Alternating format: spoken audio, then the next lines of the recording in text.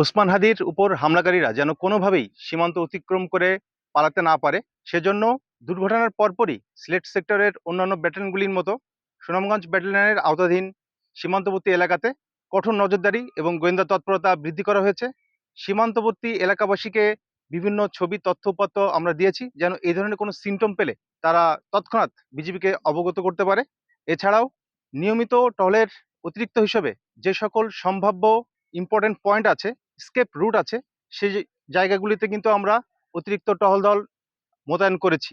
এছাড়াও বিভিন্ন চোক পয়েন্টে আমরা বেশ কিছু চেকপোস্ট স্টাবলিশ করেছি, যেন কোনোভাবেই দুষ্কৃতিকারীরা সীমান্ত অতিক্রম করে পালাতে না পারে।